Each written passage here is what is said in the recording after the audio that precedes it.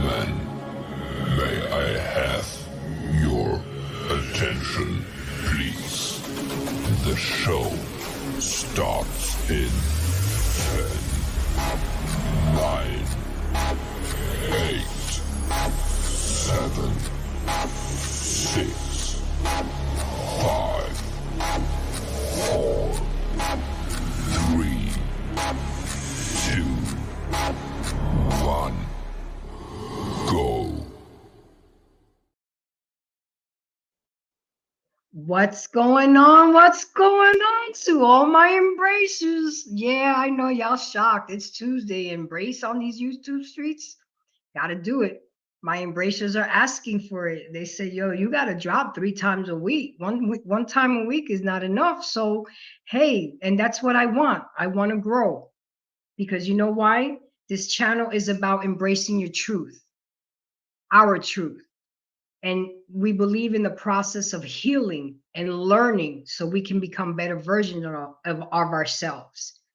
So tonight's show is going to be a good one, and I am going to bring up my guest right now.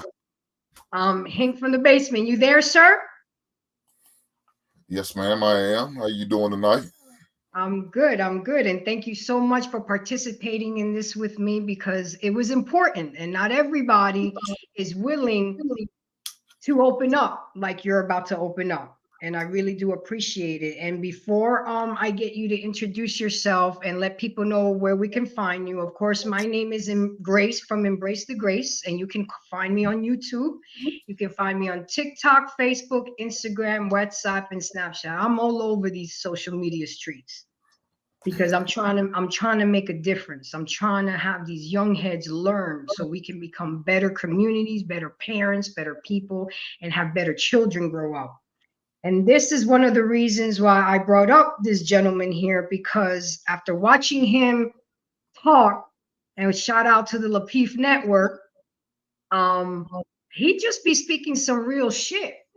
And that's what we need nowadays. And a lot of you ladies, my ladies embracers, y'all might not like his delivery.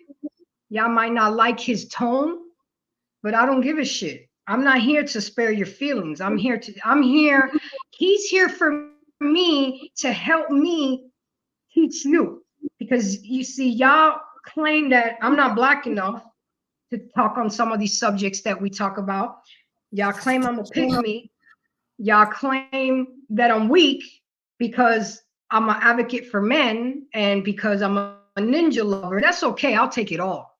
I'll take it all because you know what? I have a black son and he's growing up in this world of today and has to navigate through a lot of BS unnecessarily because as us women, we're doing a lot of reckless, ratchet, stupid shit. And last night's show got heated because I didn't spare nobody's feelings. So tonight might be a little bit lit too tonight because I'm telling you, this gentleman, he has no filter. So Hank the Basement, introduce yourself and tell everybody, tell all my embracers where we can find you and what you about, sir. Got a whole lot going on over here. My phone's over here going off. I don't know why. Let me turn it off. Everybody want to call when you go live. That's how it goes. You already know that? Yes, that's how it is, ain't it?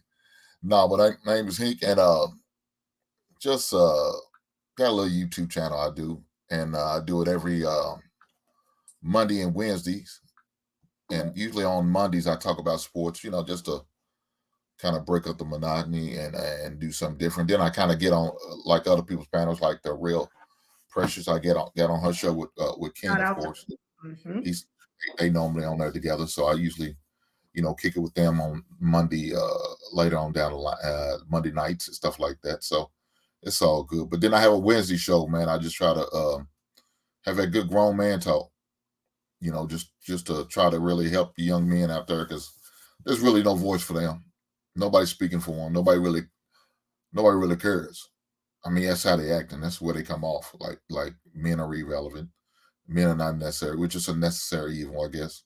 As long as we could provide some type of security and financial well-being for some of these ladies out here, they're good with that. Nothing else. Matter of fact, they don't even want us to be parents for real. They don't want us to be involved with the kids. Some ladies just rather have the baby and don't even want to help with the father. What I need the father for, I just need it for the moment to give me that, to get me pregnant, which is sad, but it is what it is. But I'll just try to speak again, like I said, for the young men out here, you know, especially between the age of 16 and 25, who's really needs to have a voice and really need to be spoken to, who really needs somebody to educate, teach them, learn them, and show them some things that, you know, maybe they're not getting at home. Because unfortunately, a lot of these young men don't have the fathers in their life. The fathers not in their life, you know what I'm saying? So I kind of want to be the voice for them and try to speak to them and help them out. The reason I push it so hard because I got a young black son, like you said, and I feel bad for him. He's gonna have to go out here and deal with these individuals and look for a mate one day. And I'm hoping these ladies can teach their daughters to be how to be ladies, but I'm kind of worried about that. I'm putting my hands in these ladies' hands that's going to teach their daughters, and seeing how some of them act on a regular basis.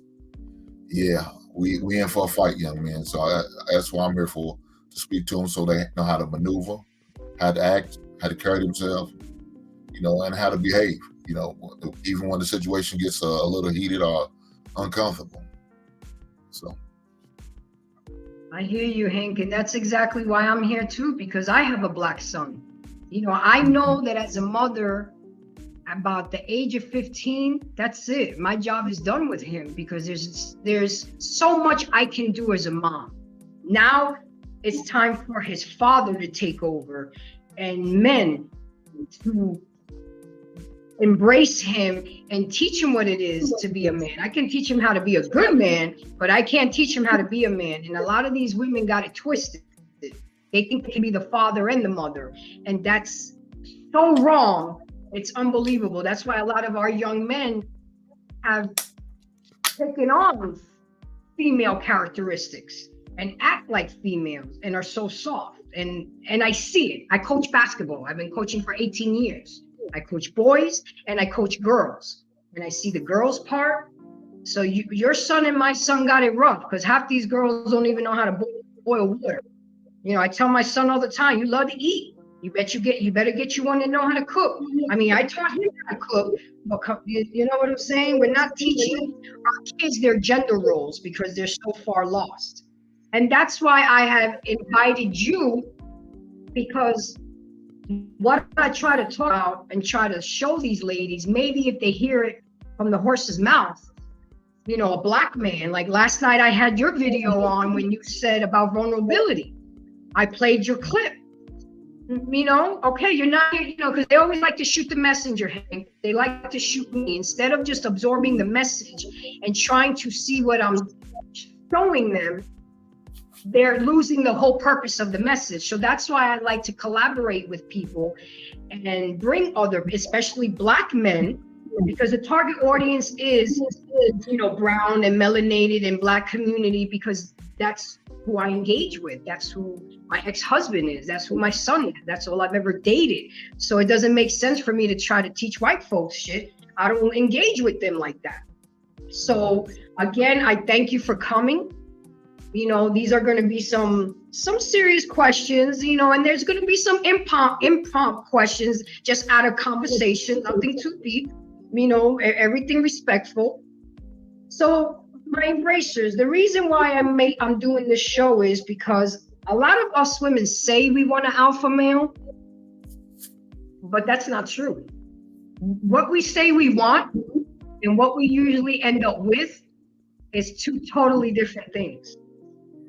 And when you get confronted with an alpha male, we don't know how to, I got to include myself in that, Hank, because when I am with an alpha male, I got to move different. Y'all are different. Y'all don't play. You know what I'm saying? And women know who can they play games with and who they can't play games with. But see, the difference is some women think that they can get away with shit with certain men. And there are some men like you who stand down and have purpose and have standards and not going to move from that. Where a lot of men, you know, will bend over for a woman and lose themselves trying to help an ungrateful woman. So with that being said, let me give everybody what the definition is of an alpha male is. An alpha male is a man who is highly intelligent, confident, and successful. Alpha males are generally considered great leaders and prefer to be in a position of power. Common traits that alpha male possess include, again, being in a position of power, being comfortable with high level of responsibility. They're usually the most dominant, powerful, and assertive men in a particular group. However, in the urban dictionary, the definition of an alpha male is more of a personality type that usually describes somebody who is arrogant, obnoxious, insensitive, selfish, competitive, while also being insecure. So you see the difference? You see how they try to dumb it down? Hank, in the urban dictionary is looked upon as a negative connotation. But in the regular Webster dictionary was the first dictionary I gave you. So that's why when women hear the term alpha male, it's the same reaction that they have when they hear the word submissive. It's like a curse word. Who, me? Submissive? Shit, I'm not bowing down to no man. I'm strong and independent. But you want me to pay, they want you to pay all their bills. So which one is it going to be? Are you strong and independent? Or do you want me to pay your bills and pay for your dinners when we go out? So it's a very confusing state right now. So first I'm going to start with, what is your definition? What do you see as what an alpha male is? Shit. What I see as alpha male, to me, is any man who's a stand-up type dude. I mean, that any man could be that if they want to, but they got to let the nuts hang. Unfortunately, the ladies either got them in their purse or they just never drop. And so that's why they act the way they act. Some of them don't even realize they got them. So that's why they don't ever display them like they should. Again, we talk about young men raised by single mothers.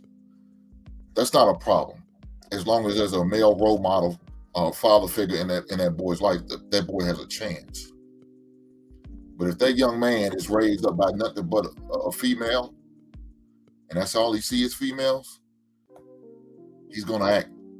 He's gonna carry himself. Like a He's female. gonna move. He's gonna behave. He's gonna talk like what he sees. Kids learn. That's how they learn. They learn their behaviors. They learn, these are learned behaviors. We don't come out the womb just acting like this. We learn. And so if these young men are learning nothing but women traits, more than likely they're gonna act like women. So two things gonna happen if you raise a single son with no male role model figure. He's gonna either be a homosexual boy or he's gonna be a boy in prison. Because he's gonna be a man who's gonna be out here having a lot of kids, try to prove his manhood, the truth that he's masculine. Doesn't make you a man because you're able to make all these damn babies. And if you could take care of it makes you a pussy. that shows you a man. If you can take care of these kids, I'm talking about legitimately, not just financially. I'm talking about emotionally. You physically got to be there. Emotionally got to be there for them kids. You know what I'm saying? You got to make sure you're involved. You got to make sure that you spend quality time with these kids. These kids shouldn't just have 10 to 5 minutes of your day asking kids, how was school? That was it? Okay. No, it takes more than that. So being a man is being a part, not just putting all the burdens off on the mother. Because you got to do your part. Now, I understand people's work schedule may be hectic. You find time to do what you want to. Absolutely. You make time if that's what you need to do. Guess what? Everybody I know has a vacation time. They have personal time. So if it means you're not really sick, but you need to take the day off, spend time with your children, then do what you got to do. Make sure you at every event that you can be at, that you can financially afford to be at. Why not? As a man, that's what you should be doing. Especially one who calls himself an alpha man. You need to be there. Absolutely. Because if not, you're gonna have the influence around these other people influence your child. We see what they're going on, what they're doing in the schools. I'm glad my son is graduating this year. I don't have to worry about that no more. But I feel bad for my granddaughter because now she's got to suffer. She's got to deal with this stuff. My daughter has got to deal with it for her daughter. And I tell my daughter, I said, if I was you, I'll be looking into homeschooling. Wow. You that serious about it? Yes. Because we see what's going on and see the agenda they're trying to push on these kids. If some of these parents does not get involved, that's one of the problems. Be a part of the PTA, be a part of school, because they have to run it by the board first. The board has to approve it. And after the board approve it, we're running by the schools. Guess where they talk about this stuff? At them PTA meetings. That's where the conversation's coming. So when they come there, you need to let it be known, I don't want my child learning this stuff. And so you could opt out. But if you don't know, you just sit back relying on everything. You just trust everything the school's doing. And guess what? They're going to put that. You won't find out until they get their first report card or maybe their progress report. What class is this? What classes are you failing in or not going to? Why are you? And it might be that class where they teaching him lifestyles that you don't approve of, that you're not agreement with. And you got a different issue. Now they pressing this on your child and you had no idea. Because you're not aware, you're not involved. And as a father, your voice speaks louder than anything. You know, you go to the meetings, you'll see 20 mothers. You may see 2 fathers. I used to go to my son's basketball every game he was involved with. I was there. You'll see all the mothers in the stands. You'll see the mothers there, wherever. You see maybe about 5 fathers. That's all it was, 5 fathers.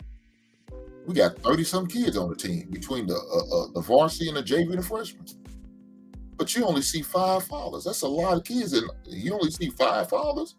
But you may see 2 mothers to each child, because that's how many women to be there, just to support either aunties, grandmothers, everybody. But the men are not there. Why? What's the problem? But Hank, you want to know something else? You know, men involve themselves in the sports activities. They don't have a problem with that. It's just when they had to come to the academia. That's when, you know, it's kind of scarce.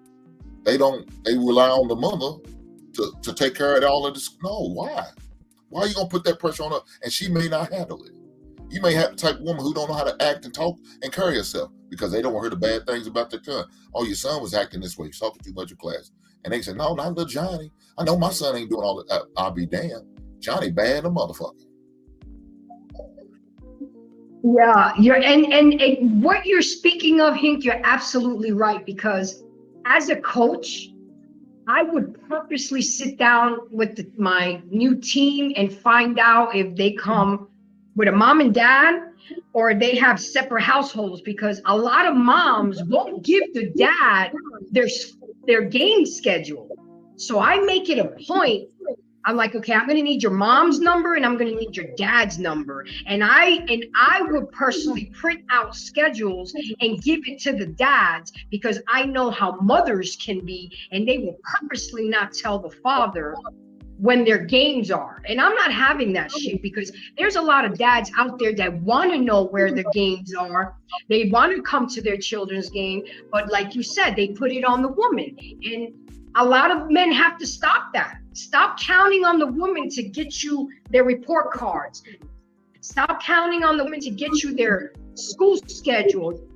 As men and as fathers, you guys have to do more. You're absolutely right. You cannot put it on the woman, because what if that woman ain't shit and don't want you involved, but she can't stop you from coming to a basketball game. She can't stop you from coming to the basketball celebration. So I made it a point, and a lot of moms didn't like that, Hank, because they felt that I was intruding or getting involved. I said, well, he has a dad, doesn't he? Is he not entitled to come to the game? And I would make them feel stupid, and then I would just walk away from them. You can't stop me from giving a father a schedule for his kid. It's not right and it's not fair. So everything you just said, I've seen it, I live it, even with the girls. You know, a lot of the mothers don't come to practice. They don't, they're late all the time. And then they wonder why their girls are not on coach. Well, why didn't you put my daughter in the game? Others for what? She don't come to practice. And if she does, she's late. And I look at her because the kid don't drive. So who you think is making her late? So a lot of it, you know, I always have a meet and greet before my seasons. And I always tell the parents, the success of the team is contingent upon you guys, the parents. Y'all the ones that drive them to the games. Y'all the ones that bring them to practice. So I need you to bring them there. And they look at me like I'm crazy. I said, I got this part as part as coaching the kids, but y'all got to do your part. And you're right. You're right. I was in the PTA and I barely saw dads there. It's like all you guys are good for is for money. You know, the Johnny needs this, Johnny needs that for a school trip. Why can't I go and be what is it called? When you go on a field trip with your kid and you go with them, why can't the father go? Why is it always the mother? So you're absolutely right. We need to do better as men and as parents. So let me ask you the next question here. Would you consider I know we all know the answer to this, but I want to hear it. Would you consider yourself an alpha male? And why? Well, according to the definition, I understand it. But you know something, Grace, I really don't get into that alpha male shit, though. I really don't. I just don't, because I don't see myself no better than the next man, right? I'm just an average man, hard working man. Go ahead and do what he need to do to make sure he maintains his family and take care of his responsibility. I don't see nothing special about me. But you move like one. If you don't think it, but you talk and you move in these in throughout your life as such, you know, women will look at you as an alpha male. Other men look at you as alpha male. And I understand that, man. And because what they used to seeing, they not used to seeing some dude who's about his business on a regular basis, who's not for that bullshit. They don't see that. They see the dude to be joking and laughing and kiki all the time. I guess all he do is all the time. I can joke. I can have a good time and relax and smile. I got feelings. People don't think I got feelings. They think I'm just this goddamn angry ass, burly ass man machine. But no, yeah, I got feelings, all that good shit. But you know, I don't see myself as nothing special. But looking at the definition, I do understand why people think and say that to me sometimes, and why I heard that, and why people feel that way. And it's cool. I mean, it's a compliment, I guess. But guys, let me tell you, I promise you, I'm no different from you. I have struggles, I have ups and I have downs. I have bad days, I have dark days. Man, I've been depressed. I went through divorce. You know what I'm saying? I lost a girl. I've been told no before. You know what I'm saying? I had to go take a cold shower because it wasn't happening in the night. I had to suffer all of those things. I'm no different from you. I just deal with shit differently. That's it. I don't let it get me too high. I don't get too low. I hear you. I don't worry about people's opinion about me. I don't care. You like me or not. You kiss my ass. I don't. You're not gonna move me like this. I do YouTube because I'm trying to send a message. I'm not looking to make no money. I ain't made a goddamn dime off it. I had a couple people send me super chats, and I appreciate them, but I'm not looking for that. I know how to go here and grind. I know how to go here and punch a clock if need be. I know how to go here and hustle, and I don't have to sell drugs. I do nothing like that to get it. No, that's not how I move. I move like your uncle used to move. I move like your daddy should move. But you know why you move like that? Because you learned a lot from your grandfather. Okay, because I've heard the stories. I've heard what you talk about him. You know, I wasn't there to hear you about your dad, but you really, really talk a lot about your grandfather. So he must have been a pivotal person in your life. And that's why I feel that I'm doing I don't want to use the word feel. I think I'm doing a better job than most single moms because I grew up with a strict Sicilian dad. And then he had brothers and uncles and cousins. I was surrounded by men all the time. So everything that I've learned from my father, or I heard him teaching my brother, I'm just pouring into my son. And I've always been that chick. You know, when you was growing up and you had a crew and there was always a chick hanging out with the crew, they was either doing the whole crew or they were dating somebody from the crew. That was me. So I would sit there and hear y'all talk. I'd be in the barber shop, hear y'all talk, you know, and it's just like, wow, y'all have feelings too. Y'all have emotions too. It got heated last night with the vulnerability show, because I had one guest on my panel that refused to, oh, there's no way if I had a death in the family that I'm gonna cry in front of you, because then you will no longer see me as your protector in this. And I get it. But it's men like that make us women forget that y'all have emotions and that y'all have feelings. There are some times where us women, we need to know that you're feeling something. You can't walk around us like robots. You know, so that sound like an insecure dude, and I feel bad for that dude if that's the way he thinks and moves, because that's not the case, dude. I mean, you know, thanks. I mean, like, you know, probably crying. When you crying on the inside, wherever you crying at, when you crying in the dark by yourself, you're gonna shed a tear too. There's nothing wrong with it. Doesn't make you less of a man if you show some type of. Now, if you walk around here crying all the goddamn time, now that's a problem. Different. Yeah, you need to get on somebody's couch or somebody's Zoom meeting and have a conversation. If you're doing all that shit, man, yeah, that's a problem. But I'm talking about, you know, you're going through some shit and you just shed a tear or two. Dude, this world can overwhelm you sometime, man. Exactly. And I was trying to explain to him that too many men suffer in silence, and that suffering in silence causes stress, causes medical conditions, causes rage, hostility. Now you're kicking the dog, you're lashing out at the kids, you're taking it out on me. I mean, come on. There comes a point where, but it is our responsibility as women, and that was what the whole show was about, to allow men to feel safe, to be vulnerable. And we got to stop doing this punk ass shit that we do. A man comes and becomes vulnerable with us, and then we throw it in their face in the heat of the moment. So a man, that is one of the worst things, my lady embracers, that you can do. If the man has taken the time to be vulnerable with you, which means you allowed him to have a safe space, and then you turn around and throw that shit in his face in the heat of the moment, you guys don't know you women don't know what that does to a man. You'll lose a man over that shit, and he'll never trust you again. He'll go talk to Becky, and he'll go talk to the Latin girl and the Chinese girl, and then you're gonna get mad. I keep telling Black Male Time, the first choice of a black man, Hank, is a black woman.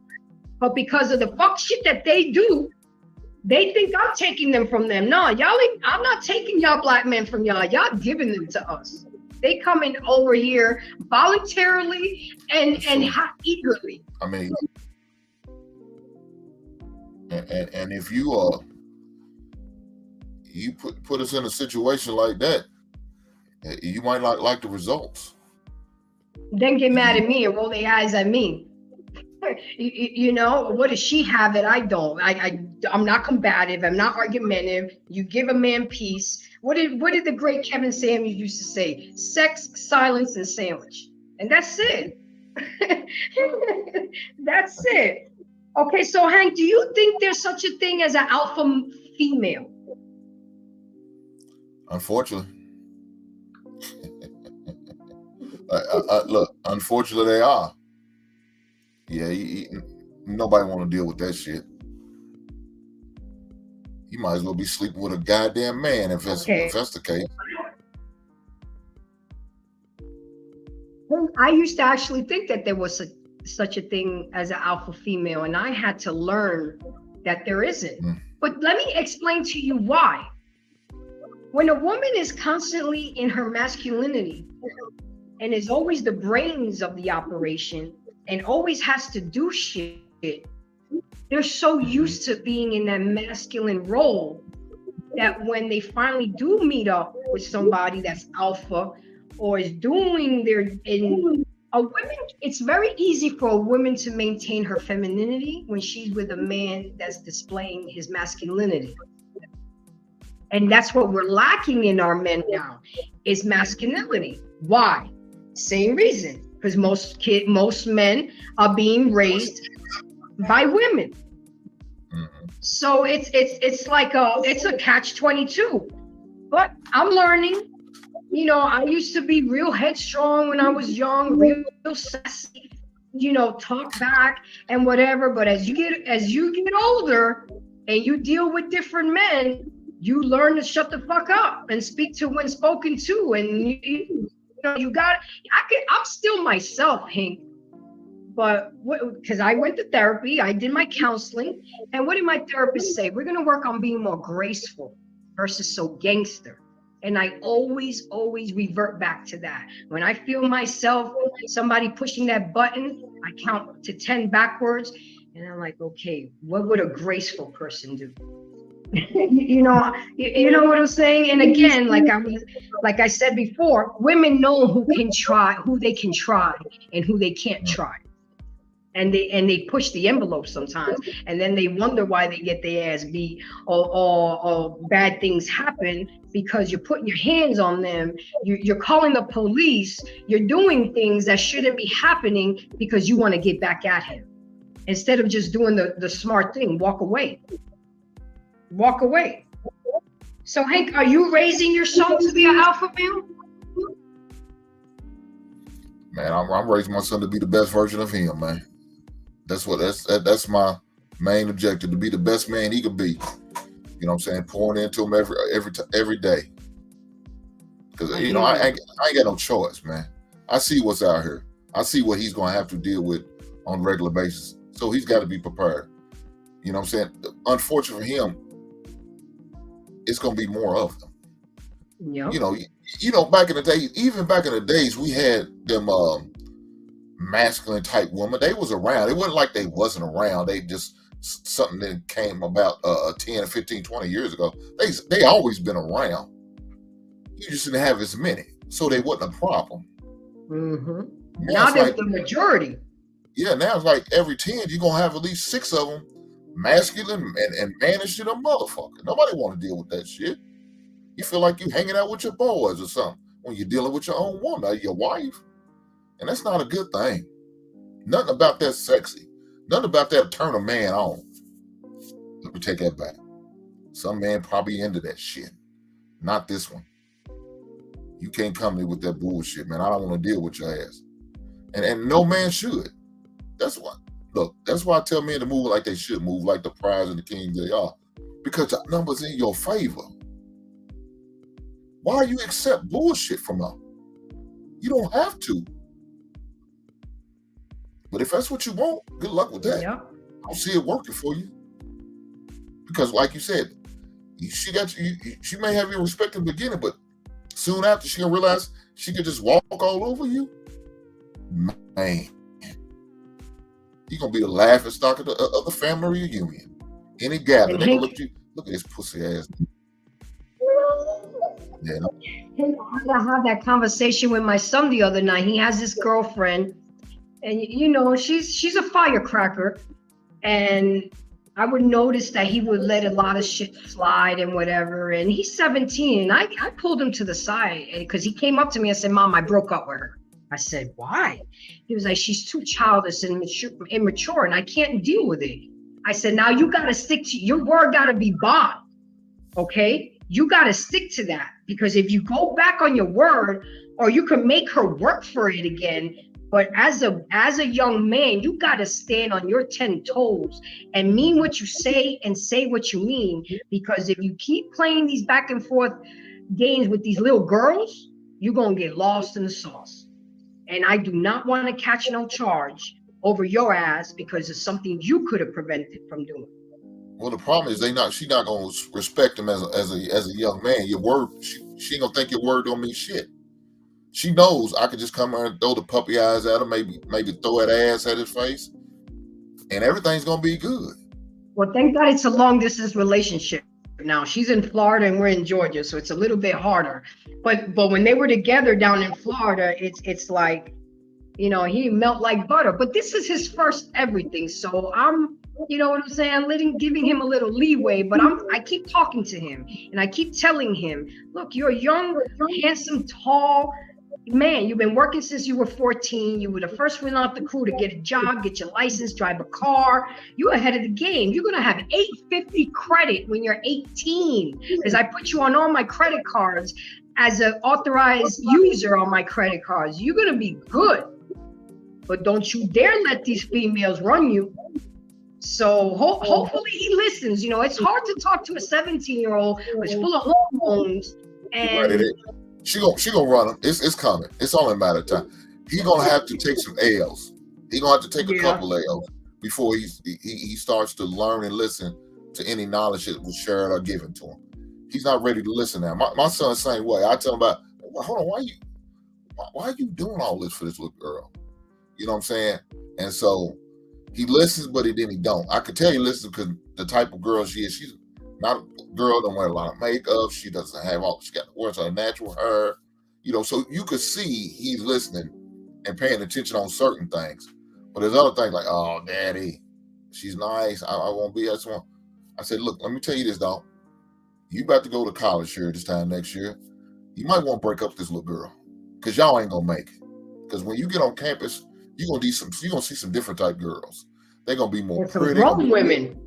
All different. They're gonna act different, and you're gonna enjoy the conversation. I don't think y'all gonna make it.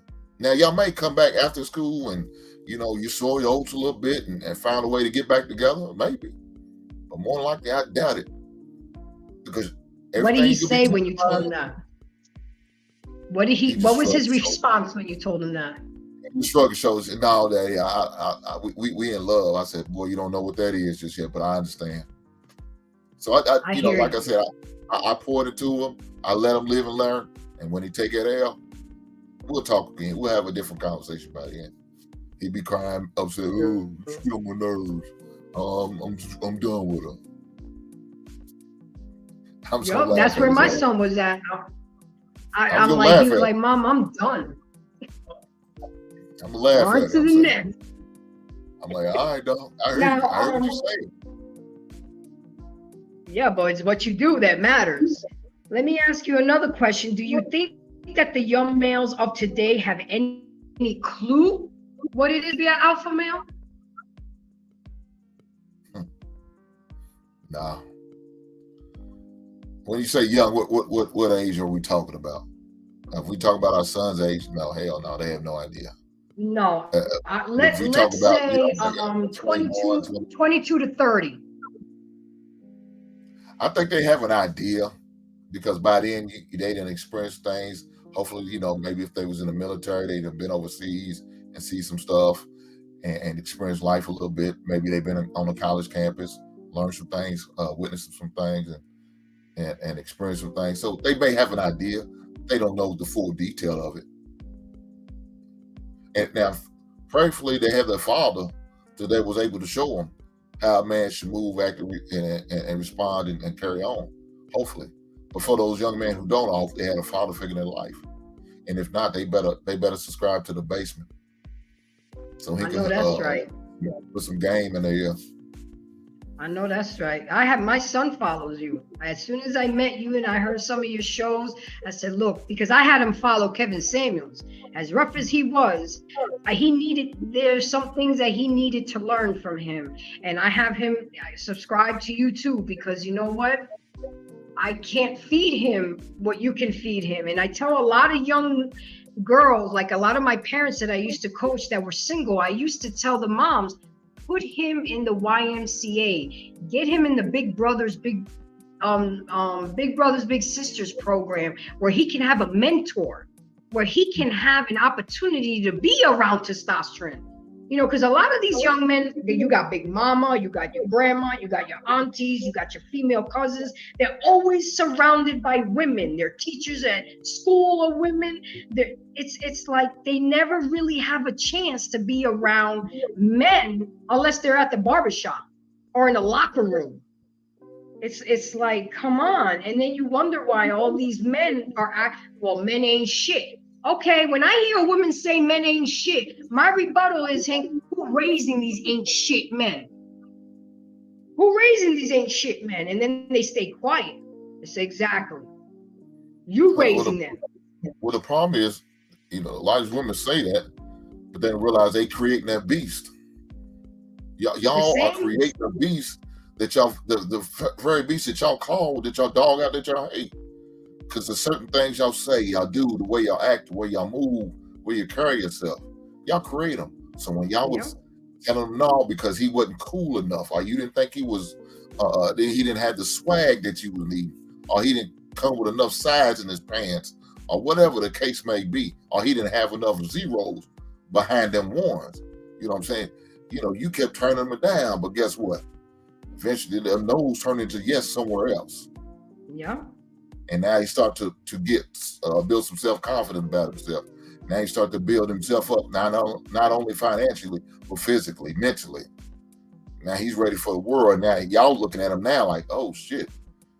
10 years ago he wasn't shit, but now he's looking like something. Yeah, after you didn't have 3 kids. He's moving on. After you didn't have 3 kids. 3 kids with 2 different men, and now you want this guy to clean up your fucking mess. He ain't got time for you now, and as he should. He shouldn't have time for you. I wouldn't have shit for your ass. The hell, no shit. You ain't up to my standards. You ain't up to what I'm looking for. You don't flip the bill. I'm good. Matter of fact, I might knock your neighbor down because she's got the qualities I'm looking for. You're absolutely right. I tell my son, you know what? Another thing we don't teach our young men is rejection. I tell my son, rejection is God's protection. You go for the girls that like you. You shouldn't have to chase nobody. And excuse my language to my embracers and my basement dwellers, but my son's dick is worth no more than any girl's vagina. Okay, I tell him, when you walk into a room, bitches' pussy should be twitching. You're not gonna ask for respect. You're gonna demand it, because that's how I raised you. Okay, and I mean, you're 6'4". My kid is 17. He's already 6'4". There's no reason for you not to walk into a room and demand respect. But you see, ladies and gentlemen, I learned all that from my dad. When he used to walk into a room, he wasn't so tall, but his personality, his vibes, women loved him. My mom used to get in her feelings all the time. He didn't give a shit. Like, he used to tell her, who am I going home with? Who have I been with for 30 years? So he used to, my dad he was a dirty old man. He was funny. He would call the waitresses darling and sweetie. And my mother hated that. And she would purposely do it to have my mom pop off, because he knew it meant it, but it was no big deal. We would get great service. Just enjoy the meal and be happy. But, you know, us women, we nick and pick too much, and I tell women all the time, pick and choose your battles wisely. It's not worth it. Okay, if the man leaves his socks on the floor, then put the fucking hamper right in the middle of the floor till you train him to put the socks in the hamper. But to argue every night and exert energy when we as a couple can be doing something so much better than arguing about some damn socks on the floor. But, you know, that all comes with experience, wisdom, and a couple L's that women have. Or when they see themselves, winter is coming.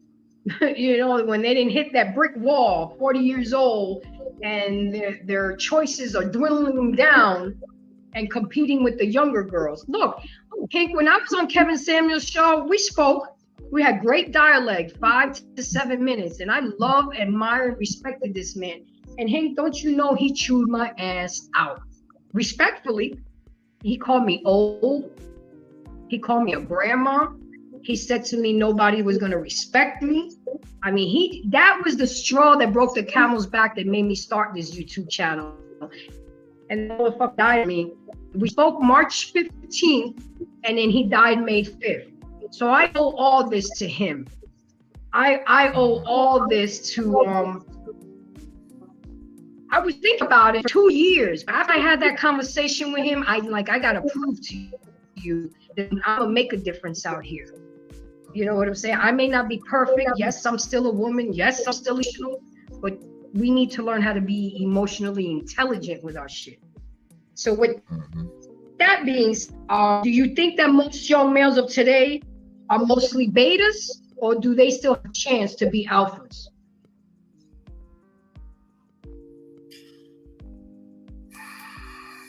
Said most do. I think most young men have a chance to be alphas or betas. Is that what you're saying? Yes, sir. Man. Unfortunately, no, I think they're gonna be betas, man, because they're gonna do what they want to do just to get some ass. It's just unfortunately because a lot of these young cats, that's all they think it is about, man.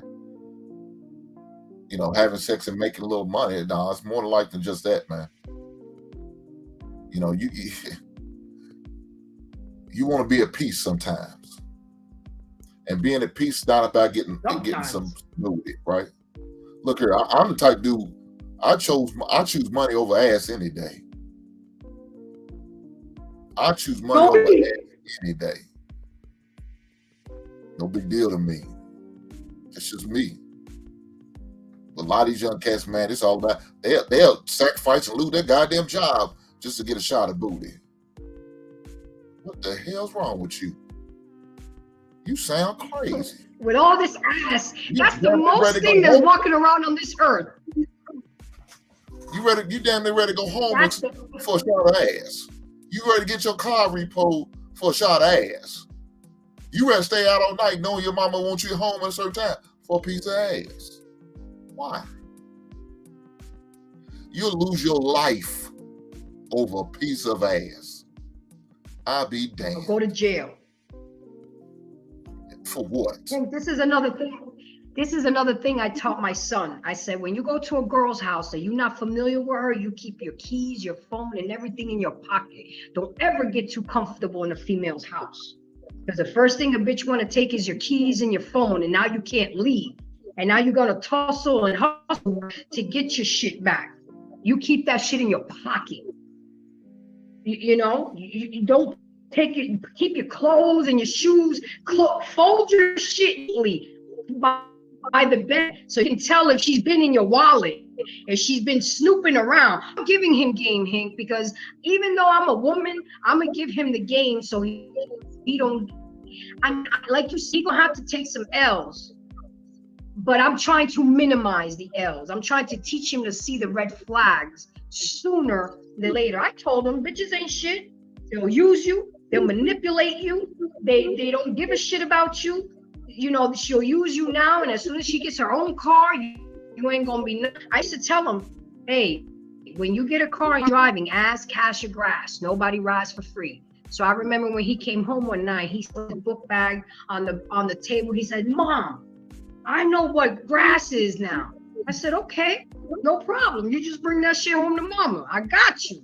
But nobody rides for free, because when you ain't got no gas in that car, you taking every Tom, Dick, and Sally and Susie everywhere. Who you think gonna give you? I'm not giving you no damn gas money. That's why I made sure you had a job since you were 14. And I would hear him. His friends are calling. Hey, I need a ride. I said, I need you to cash me $10 for gas. It's very simple. You got to teach your children how you want them to be. My best friend checked me one time, Hank. I guess I was being too soft with my kid, and she's like, yo, you raising the same type of men that you and me sit here and complain about. Why the fuck you getting up every morning and taking him to school? He can walk his ass to school. It's less than a half a mile away, because he was doing bad in school and his grades were bad. And she was like, why do you? So I stopped taking him to school. He had to get up and go, even in the rain. I wouldn't get up. I'd be like, fuck it, you're going to have to go to school. Walk to school. You didn't appreciate that I took you to school. You didn't appreciate that I dropped you off right in front of the school. And he had to walk home too. I wouldn't pick him up. I wouldn't do nothing. You know, you on your own. I actually was 1.2 miles away. He was a quarter mile too close to ride the bus. And he started walking. I had to get tough on him because I know as us mothers, we tend to be soft on our boys. We love them so much, but no, that soft shit is gonna hurt them in the long run. Like you said, it's gonna cause them to go to jail, lose their freedom, lose their job, lose their car, lose their fucking mind. That's why I didn't let him get a job at the mall. I said, you'll get lost in all that pussy at the mall. You're gonna work right here with me at the grocery store, because I work 2 jobs. You right with me where I can see you, know where you're working and making your money. And he's been there 3 years now, Hank. He's 17 now, been working since he was 8 and can maneuver his money. Well, he still eats his paycheck. I can't get him to stop eating Chick-fil-A. I don't know what the hell is in that chicken. But anyway. Now, let me ask you another question, Hank. Do most women you come across welcome your alphaness? You know what I'm saying? Because you can tell women that are not used to you and women that are okay with how you are. How do they act? How do they welcome it? Do they run away from it? Well, like sometimes when I'm on panels, they first taken back by hearing me talking and hearing, I guess, how aggressive are some of the things I say. Yeah, I describe women sometimes. They're taken back, but then once they continue to watch me and see me, hear me, and kind of understand where I'm coming from, it's like, oh, he's not that bad. It's just the way he is. And then they okay with it. But initially, it's like, oh, you know what I'm saying? They taken back by it, which is cool. I expect that, because maybe you were so used to a man bowing down to you or kissing your ass or doing whatever they wanted to do, like I said, to get a shot of ass, just to get your attention. And so they did that. I'm not on her to get your attention. I don't need it. I'm not looking for it. I'm on her just to get my point across and get my message out. That's it. Share my thoughts.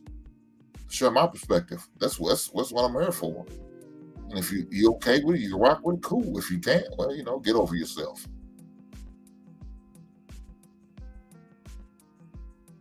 And you're right, because when I first heard you on the panel, I'm like, oh shit.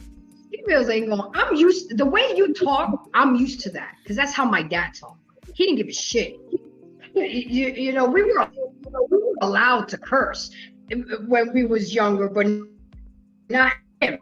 That most women weren't raised around men, let alone how to learn how to interact with a man, let alone how to love a man.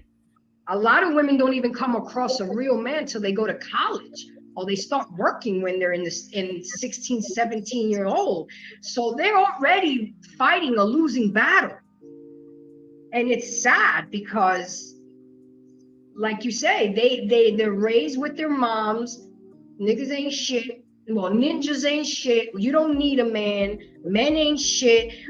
And all their lives, they hear this. They hear it from their aunties. They hear it from Big Mama. They hear it from their mama. And then come to find out, damn, we do need a man. And I be telling women that. You see that house you're about to go drive to? Who you think built that shit? That car you're about to get into and drive? Who built that? I saw Angry Man was on tonight, and give a shout out to Angry Man. He done brought us a lot of people over here. Hank, I don't know if you've been watching the comments. Everybody's like, Angry Man sent me. Angry Man sent me. So I need to give a shout out to Angry Man. He was talking some real shit today. He was bringing up the 50-50 bullshit with Gabriella Union and Dwayne Wade. And it's like, men, in order for a man to feel loved, ladies, they need to feel needed and they need to be respected. Men feel love totally different from women. They don't give a shit all the shit that we care about. They want to be respected. They want to feel needed. And they want some coochie. Oh, and some head and some peace. And you gotta cook. You gotta eat. You gotta fill the stomach up. I mean, it's very simple. Keep the stomach full and the nutsacks empty. Sorry to be so crude, ladies and gentlemen, but that's how it is. It's not that difficult. It really isn't. Men are not that complicated. We're the ones that complicate shit. We're the ones. So why do you think so many women gravitate to alpha males or a man like you, Hank? Because I think because they realize their life doesn't have the structure like they really should, and they see a man's with structure like it, it's something about that that's attractive. They know that they're gonna bring some type of leadership to their life, some type of stability. You know what I'm saying? They realize as they look at their son and he's getting out of hand, he needs some sort of father figure, not just on the every 2 hours, maybe 3 days a week basis, but 7 days, 24/7. You know what I'm saying? And they realize that then. Let me say this. I can tell a lot of these ladies, they don't own a home. I can tell. Because if you own a home, you wouldn't be saying you don't need a man when you got to deal with the issues of a home on a regular basis. You know what I'm saying? You're going to get tired of paying that yard guy $40 to $60 every week to cut and manicure your yard. But if you had a man, he can do that. You know what I'm saying? When your car is cold and it's too cold to go outside to warm your car and you ain't got no self-starter, right? Guess what your man gonna be out there doing? He gonna be out there scraping ice up off your windows, warming your car up for you, making sure. Well, a real man. Yeah.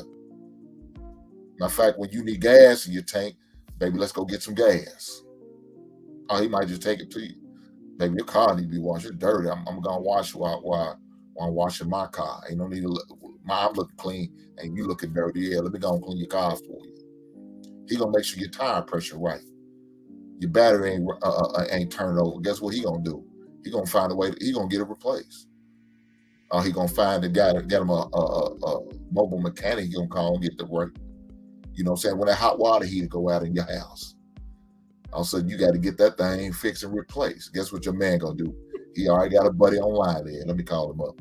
I know he gonna get me right. I got a plumber, HVAC, electrician. He got all that thing. See, most of y'all women, y'all don't know nothing about that. Y'all used to put in work orders and getting a maintenance man come over and fix it. But guess what? You may have to be on the waiting list for about 2 or 3 days before the maintenance man even come to your house. And then by then, you having a stranger. You in your home, you don't even know. How does that make you feel, ladies? I'll be damned. And you're absolutely right. I got to piggyback that because at least to me, I'm not going to speak for all women, Hank, but at least to me, the sexiest thing a man can do for me is do what he say and say what he do. Reliability. When I ask him or talk to him about something and he tells me I got you, that shit is sexy to me. And then when he gets me and it's done, that's what's sexy to me. I really don't care about money because I've always had my own money. It's it's your character. It's how you handle yourself. Are you reliable? Are you responsible? Do you say what you do and do you do what you say? A perfect example, ladies. I dated a gentleman and I wasn't used to this shit, Hank. It was hard for me. It was hard for me because I came out of a marriage that I was the brains of the operation. I ran shit. Okay, I can say it. You know, it is what it is. And he accused me of being controlling. I said, how the fuck am I controlling when you allowed me to have control? So whatever these other little women are whispering in your ears, you better let them know the truth. But he was like, hey, I need you to call me when you get off work. I need to know that you're good. Because at that time, I was driving 50 miles to work back and forth.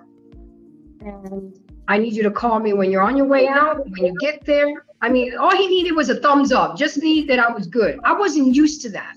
I wasn't.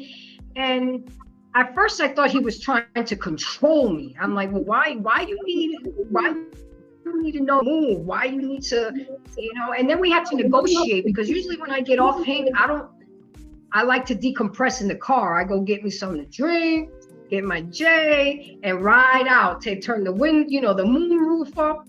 He was like, I don't care who you gotta call, who you talk to, but I know I need to be the first one. So we negotiated. I said, well, how about you give me 30 minutes after my shift? He was like, how about we do 10?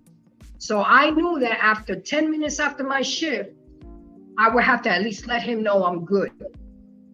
And I looked at that like, damn, this man cares for my safety. This man, he's not being clean. He just want to make sure I'm good. I'm on this road traveling 50 miles there, 50 miles back. He just wants to make sure I'm good. But the next woman will look at it as controlling. Or you trying to find out every move. You trying to see where I'm going. You trying to see who I'm talking to. No, bitch, I'm just trying to make sure you're good and you're not stuck on the road. I may not be right there with you, but at least I can make some calls and make some moves just in case something happens. And that's how women need to start looking at things, because at the end of the day, ladies, my female embracers, we do need men. We run out of gas on the side of the road. It ain't a bunch of women that are going to come and push the car for us.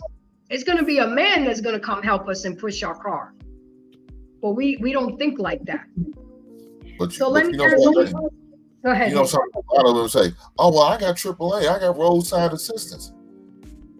You might have It's to wait still a 45 man. minutes. But not only that, you may have to wait 45 minutes to an hour and a half out on the dark road with a flat goddamn tire. Is that what you want? Call AAA if you want to. Let somebody come up and snatch your ass up. I bet you wouldn't like it. But yet, your man's only 20 minutes away. He could go right up there, get you, change your tire, follow you on home, make sure everything's good. If you had a man. But since you don't want a man, call roadside assistance. He'll Don't be need there a an man. hour and hours later, and you pray and hope that one of these creatures don't come out and snatch your ass up.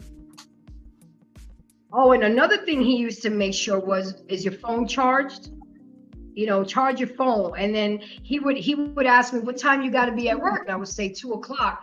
And he was like, what time you plan on leaving the house? And I would tell him a time. He was like, nah, babe, I think you should leave 20 minutes earlier because you need some wiggle room in case you're running late or you hit some traffic or whatever. And he was always right. He was always right. He would call, you out the house yet? You good? Okay, boom. And it wouldn't even be all this long ass conversation. He just needed to know that I was good. I was okay. And that's what made him be okay. And women, that's the kind of protection that I never felt before in my life.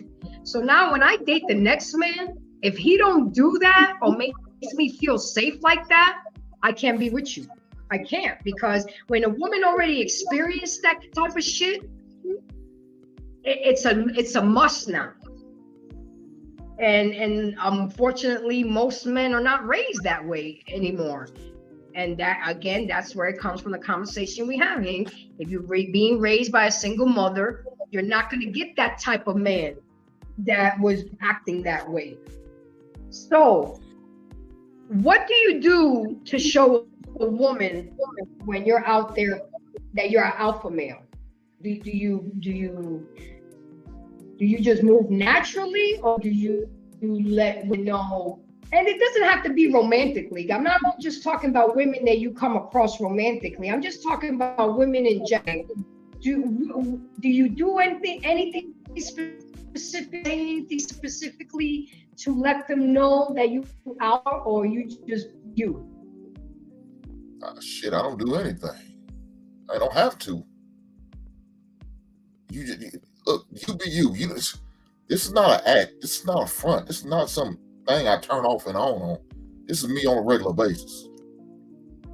So I'm not gonna put on a show for no woman or no dude. No, I'm not doing that. Why? I'm just gonna be me. Cause now you want me to be a character. I'm not no damn actor. Man, Hink is Hink. That's who he is. So no, I'm not doing nothing special to show you anything. I'm gonna have a conversation. You're gonna either tell by my conversation, by the way I act, the way I move, the way I carry myself. But I'm not gonna do anything special for you. No man or woman. No man should. Okay. And if you're doing it like that, then yeah, you ain't real. You about as real as these chicks wearing all these wigs and weaves.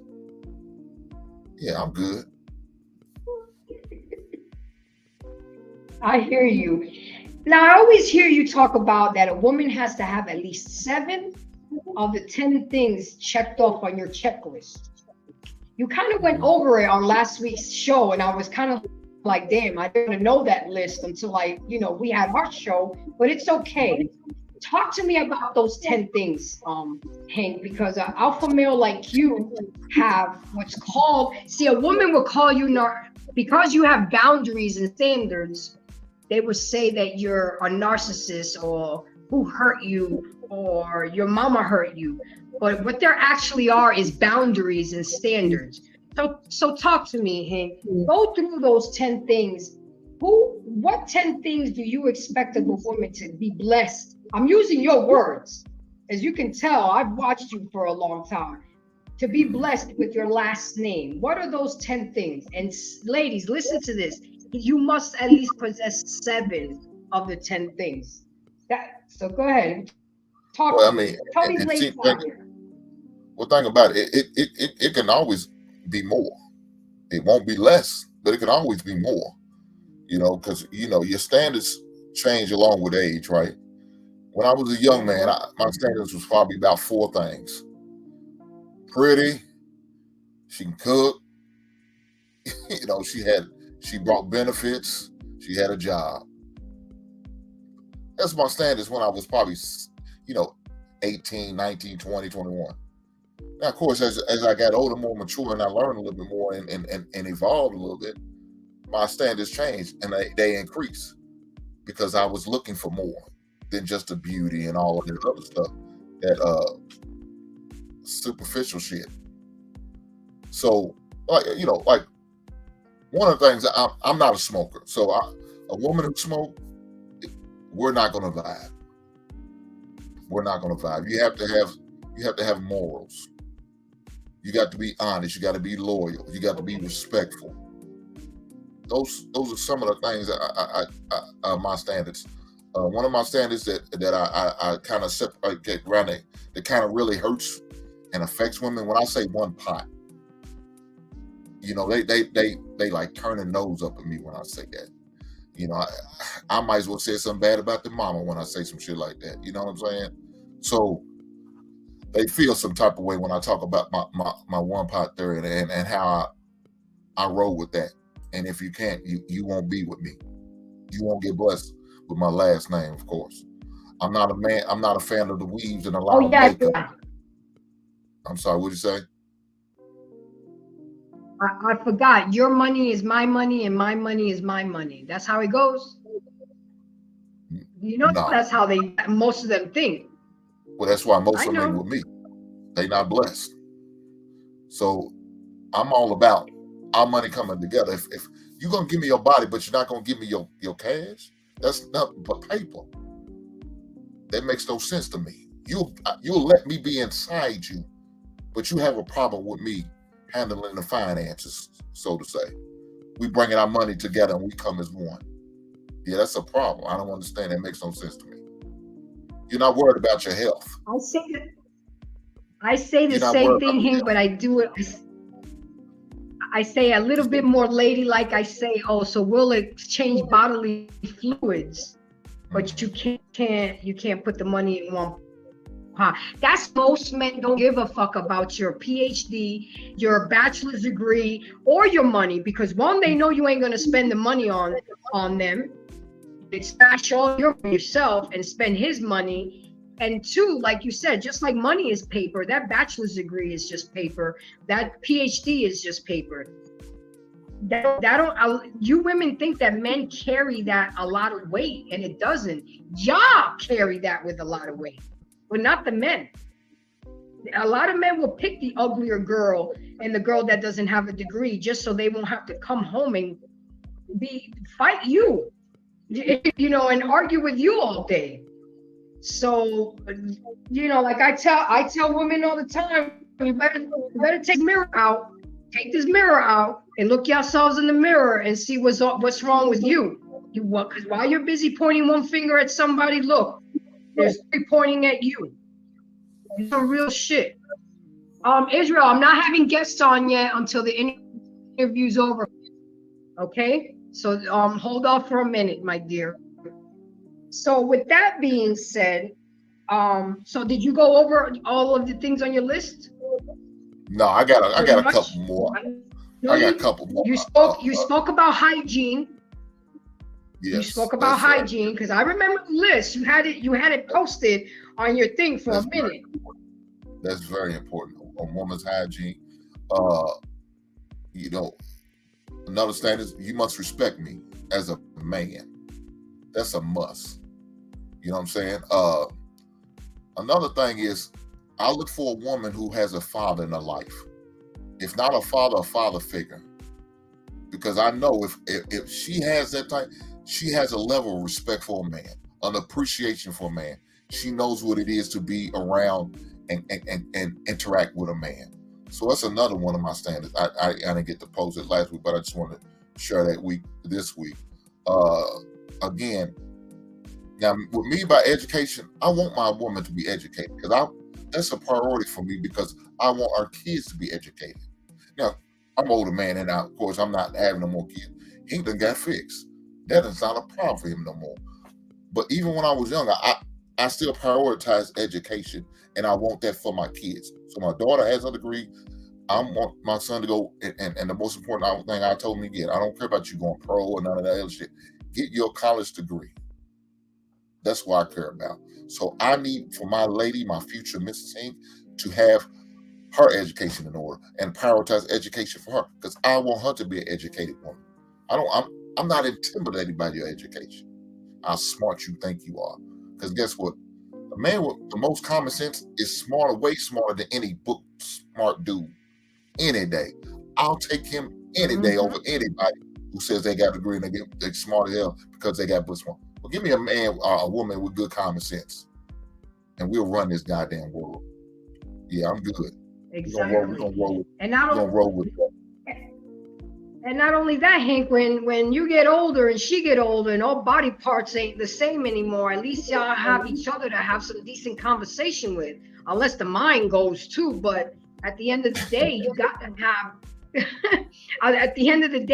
to have some type of education, some type of have articulate and have conversation because when there's no more loving out there, you got to still have intimacy. And intimacy is through conversation and doing other things. So, do you get a lot of pushback or shit talking because you have these boundaries and standards?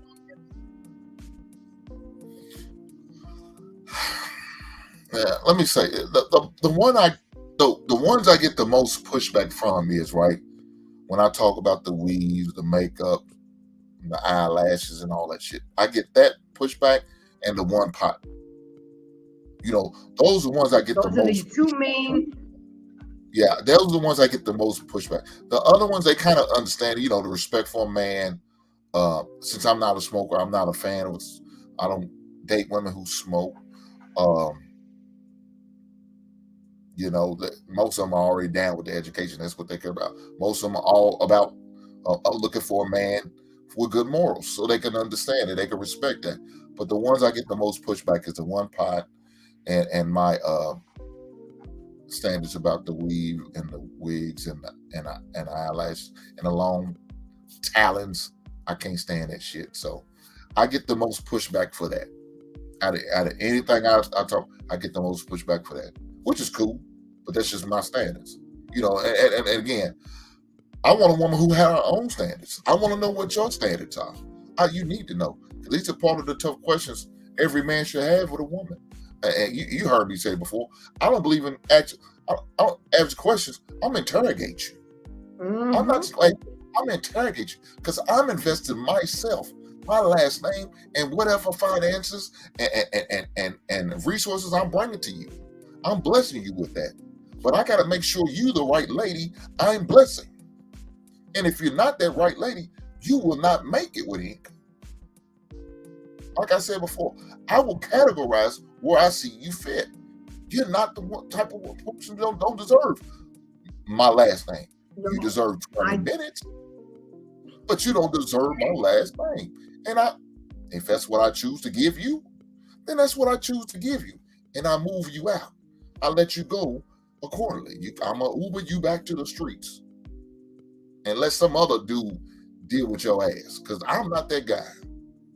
Ain't nothing about what you got laughing.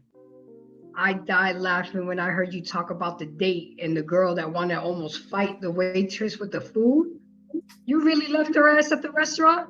You better. It's shit, yeah. But did you pick her up? Or y'all met? Why would I want to deal with her like that? I'm not dealing with a woman like that. I'm not, because I already know what's going to end up eventually happening. That shit's going to try to turn on me. And now that's going to be a problem. So no, look, when I went on dates, I didn't go pick them up. We met. Just in case things don't go the way I want them to go. I'm not obligated to take them home. You ain't got caught no cat. You get in your own damn car and get on about your business. Matter of fact, I might even do a solid and finish paying for the bill, but I'm done. I'm out. Congratulations. Enjoy that coffee. Enjoy that meal. I'll give up that $120 for that moment as long as I can keep my peace. I ain't got nothing to worry about. Because I know if anything had happened, it would have been a bad thing. Yeah, it's not working. Men just need to know how to move. Yeah, but most men would have still dealt with that bullshit just to get what? A shot at ass. Like you said. We need to make that a sound effect. A shot at ass. Man, I'd rather go get some jergens and call it a night. The hell with this shit. I mean, it's not worth your sanity. A nagging woman, a trifling chick, why would you want to deal with that? It's not worth it. I don't care how pretty she is. I don't care how good you think she looks. Or, well, she could throw it back. Dude, if she driving you crazy, that's not good. Your piece of your sanity. Try telling that to a 21-year-old. But try, like, look at our sons and their age that they're at. Try telling that to them where hormones are all over the place, and they trying to. I know I'm speaking crude, but you can tell that I've been around a lot of men. They're just trying to get their dick wet. You know what I'm saying? How do you talk to two young men and try to teach them what you are teaching them and I'm teaching them to think? You know what I'm saying? And all you could do is teach them, talk to them, politic with them, and hopefully my son tells me sometimes, Mom, I be hearing your fucking voice in the back of my head sometimes. I've been wanting to do something and I hear that New York accent and I can't do it, guys. I gotta go home. I said, well, whatever works and makes you do the right thing. I don't care what it is. You got me on one shoulder as the devil and another shoulder as an angel. Just remember that everything I'm trying to teach you is for your better. And remember, I love you. You're a great kid, but as soon as you walk out that door, you ain't nothing but a ninja to these people. He didn't understand why I got him ID at the age of 9 years old. I said, Mom, why do I need an ID? I'm still really young. I said, because we live in a predominantly white neighborhood, and you always got to be ready so you don't have to get ready. If police pull up on you and they ask you, what are you doing here? Boom, you got your ID, you ready. You know what I'm saying? And they'll have more respect for you as a young man. I had to teach them. One day I was having a conversation, Hank, at the bank with the lady, and we there bullshitting because I was opening up a business account. And that takes a little bit longer because, they got to check your EIN, they got to verify everything. And we're talking about our sons. And I said to her, I don't know how it came up, but I said, no, you have to raise your son different from my son. And she was like, what do you mean? I said, did you have to teach your son how to act when he got pulled over by the police? No. Well, yeah. I had to teach my son how to act accordingly if he was ever pulled over by the cops. Did your son have to get an ID at the age of 9 years old? She was like, no, why? I said, yeah, because my son is Black. And if he's walking up and down a white neighborhood. So I said, we're not raising our kids. We're living in two different worlds. These kids live in two different worlds.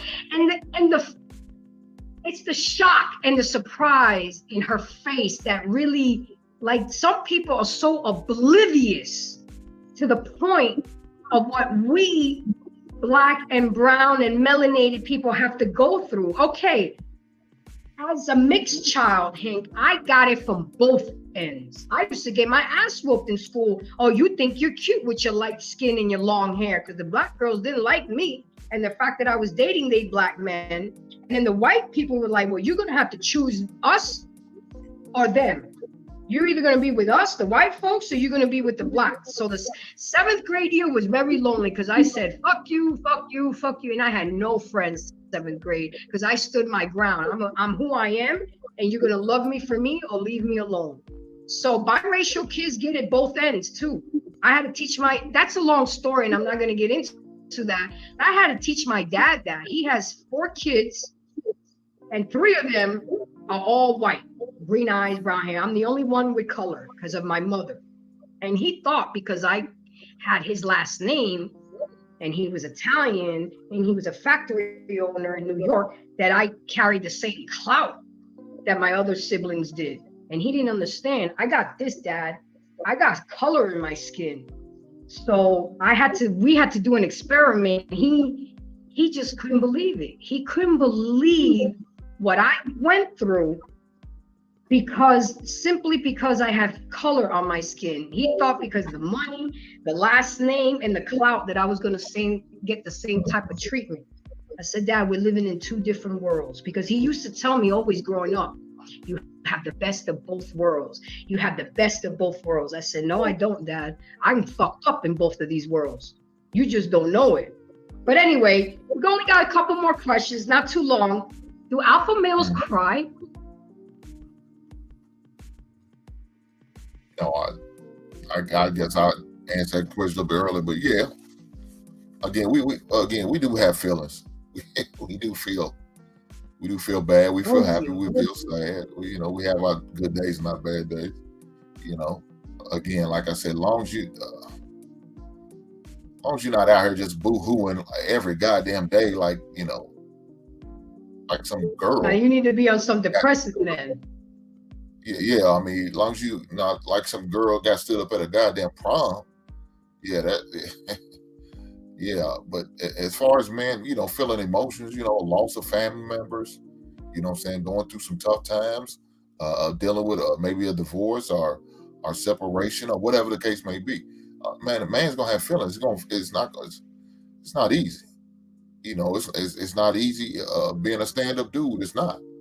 But guess what? That's the most beautiful thing you can be, though, is a stand-up dude. Because you know what you got to deal with. And at the end of the day, it's going to benefit your family, your kids, your loved ones. You know what I'm saying? And they're going to hold you in a high regard and show you the respect that you truly deserve. So, yeah, it's not a problem I don't think it is an issue for any man to cry, let alone an alpha man. So. Okay. And then, how do you personally handle now this is for the women that you're involved romantically, as an alpha male, as yourself, how did you handle your ex-wife or your girlfriend that you're involved with now? How do you move with her? I mean, how do you handle her? Do you tend to have to check yourself? Check them a lot, or I mean, how do you move with them? How do you handle them? How does an alpha man handle a woman? With my ex-wife, is that what you asked? Yeah, either your ex-wife or whatever, or whatever relationship you're in.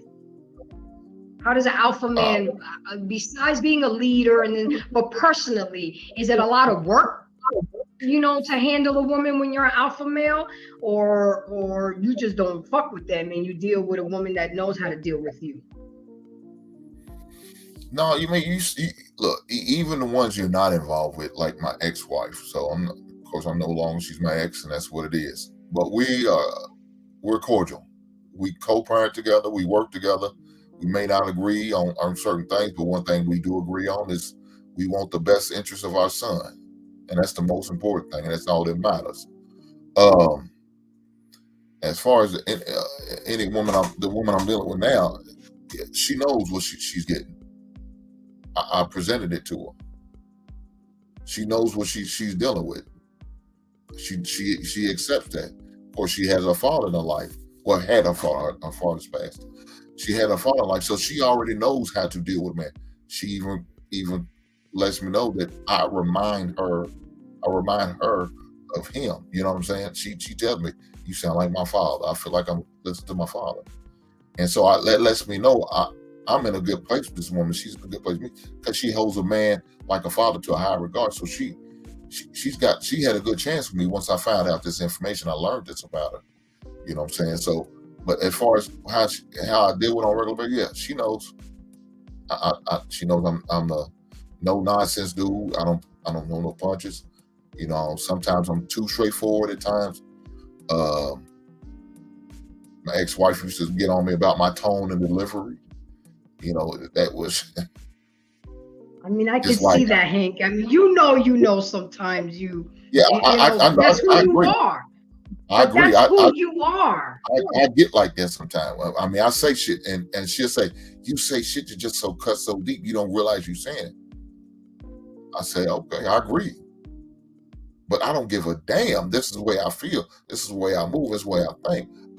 Look, if I'm wrong, I'm wrong, and I don't have the problem admitting I'm wrong. I don't have the problem saying I'm sorry. I apologize. But when I feel like I'm right on something, I'm standing on it 10 toes down. If you my friend, I'm down with you to the end. I don't play this back and forth game. You know what I'm saying? If you my lady, I'm gonna make sure you good. We gonna be good. You know what I'm saying? So as far as how I deal with, she knows what dealing. Matter of fact, I be vulnerable with your audience. I left her ass at a goddamn restaurant. Now I didn't leave in a restaurant. I left her ass in the car. Let me tell the story. We was at the mall. I believe it was I want to say Atlanta. Either Atlanta, I think, no, I know in Chicago. We was in Atlanta. I was out there for my son's basketball tournament. Okay. We had this group. Look her. I said, I'm not going to keep talking about this. I'm done talking about this. I'm done talking about it. We're not going to keep talking about this. She wanted to keep talking about it. I said, I'm gone. I got out the car, walked up. You can stay in this car if you want to. I'm gone. I ain't got time for this shit. So I went into the mall. She stayed in the car. Probably about 30 minutes later, she come walking through. You just left me? Somebody could have said. I said, that's on you. I told your ass I'm gone. I'm not playing this shit. We're not going to keep having this conversation. You say what you need to say. We addressed it. We dealt with it. Let's move on.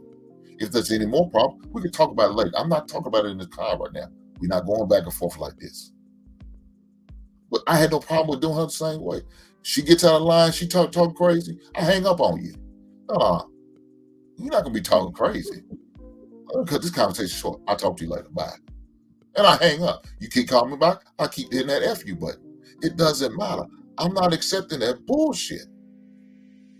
So, this is me educating her, teaching her, letting her know.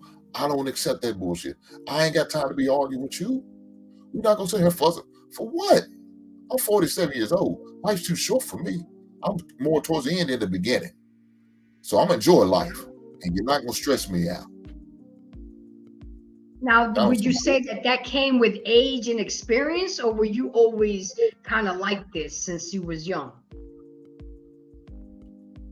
As far as me being straightforward and blunt, I was always like that. I remember many times my grandfather said, boy, you better learn how to fight because your mouth is going to get you into a lot of them. So I had to learn how to fight. Either that or talk shit and get my ass whooped. And I wasn't into getting my ass whooped. So, yeah, I've been like that. As far as tolerating women like that, yeah, that had to be learned. That had to be learned. Like you said, I was that dude out here just trying to get some ass. I understand. No, shot of that ass. Yeah, that's it. I was out here trying to get shot ass. But I had to take some L's. I had to take some rejections. And guess what? I learned. I'm not going to be catering to these women. They standard models. They a dime a dozen. I'm not doing this. And that's when I started moving differently. Probably about 24, 25 was when I still considered kind of young. Well, it was, but that's when I made that's when my mindset totally changed. I said, I'm all about my money. And that's when I started moving differently. Like I said, I take money over ass any day. So that's just the way the ass ain't going nowhere. It's going to be right there. But if there's an opportunity to make money. I tell cats all the time. I said, why are y'all doing all this? It's going to come. They're going to come, dog.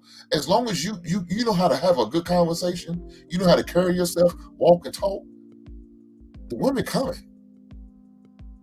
The ugliest dude gets women if he has the confidence. Look, I'll tell you another story. Go ahead. This is what I used to do when I was younger. I know it's gonna sound bad, and look, it is. But I used to. Okay, this find is the a safe place. Yeah, I got you. I got you. We could be vulnerable here. I used to go and have conversations and try to get girls' phone numbers of the ugliest chicks, the fattest, most unattractive chicks. Nobody would want. I would be out there talking to them, shooting my game at them. But you know what I was doing? I was practicing. Because guess what? That's the conversation. An ugly woman's conversation is no different from the most beautiful woman. It's just aesthetics. That's it. They look better. But guess what? The mindsets are pretty much the same. One's got a little bit more confidence, the other one has very little confidence. But the other conversation about them is pretty much the same. They pretty much want the same thing. They love the attention of a man. They love to be entertained. They want to be taken care of. All that's, every woman wants that. And so I practice. Some of them got rejected by. It was kind of harsh getting rejected by an ugly chick. You know what I'm saying? Like, goddamn, you ugly as hell. Why the hell you rejected me? But I learned. Damn, man, you know it's bad. Ugly chick. That's a double win. Oh my God, damn, I had to look in the mirror a couple times. Am I that bad? You didn't give her. See, what happened was you didn't give her that credit now. You know what I'm saying? I feel the same way when an ugly man trying to nut up on me. I said, wait a second, you ugly as fuck, and you trying to, but then it turns sexy. I said, wait a second, you ugly as hell, and you trying to nut. Oh, hey, how you doing? You know what I'm saying? Because it's about that confidence. It's good to have Yep, absolutely. Absolutely. And that's all I was doing.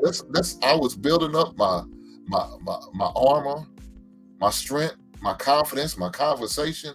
I mean, you know, back in the days, we used to play the game, who's gonna get the most numbers? We go to the malls, the skating ranks, go to the whatever social gathering was going on. You know what I'm saying? We go to the school dances. We out there trying to get numbers. We, you know, when we all got done, we said we're gonna stop at this time. We all present them on the table. You put, here go my numbers. How many you get?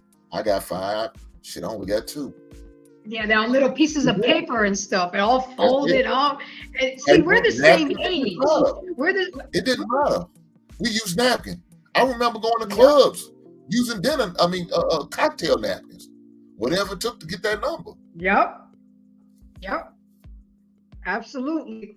Well, I'm a year older than you, but you remember when you used to write notes in school and they used to fold them up and play them games with the notes and stuff, and you used to slid a note into, you know, do you like me? Check yes and check no. And I mean, it was just so organic back then. And it was real. You used to play spin the bottle, you know, stupid games like 7 Minutes in Heaven, you know, things like that. But now it's just like so different. When we moved up here to Georgia, I set my kid up a week before me because school was starting for him. And I came up here, he was like, Mom, you know, 2 guys already hit on me. I'm like, what? He was like, do you know what it is to grow up in a generation where you don't know if you're talking to a boy or a girl? I'm like, and you know, that I sat on that, Hank, and that shit is crazy. I said, well, do you look at their Adam's apple? And he was like, Mom, they're taking that shit out too. You cannot tell sometimes, you know, and I'm going to do a show about that, but I have to be very careful because one, you know, we live in a cancel culture. As soon as you say something they don't agree, they want to cancel your ass.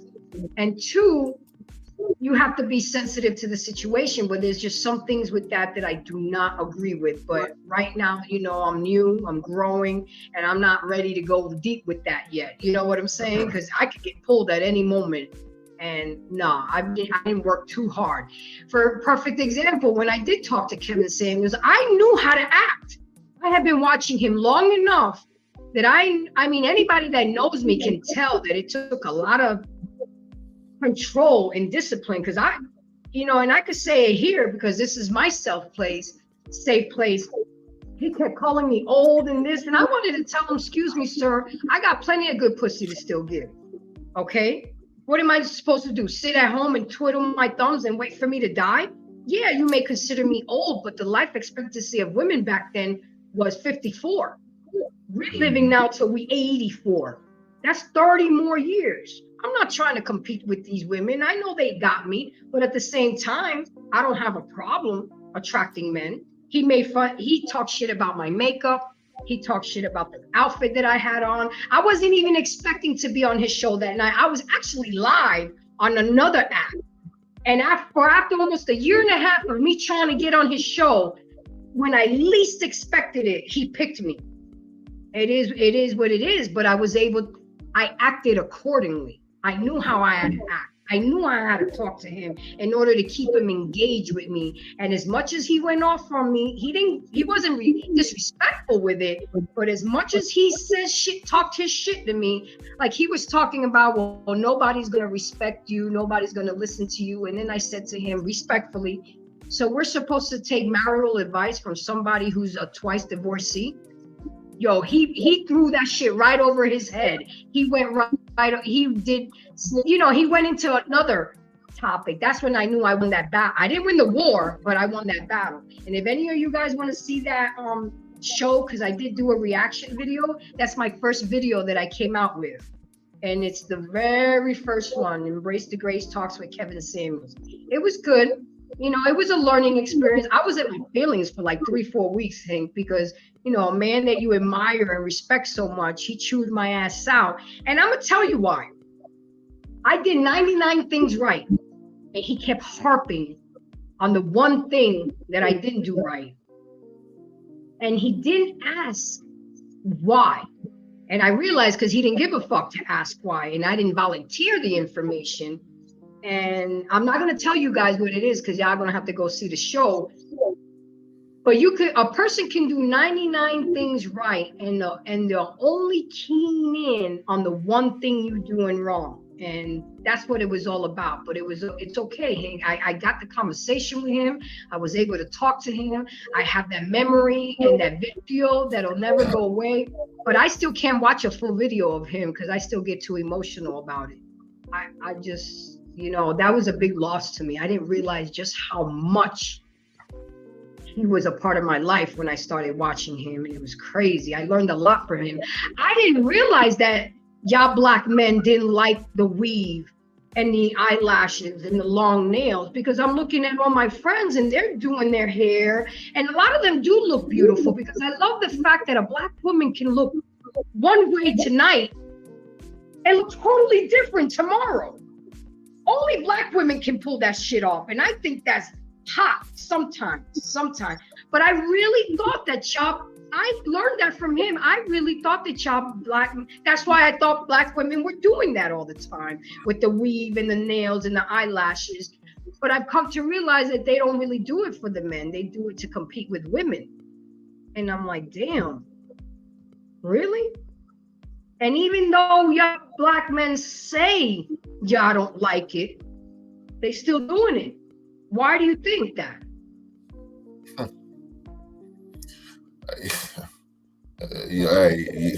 I have no idea.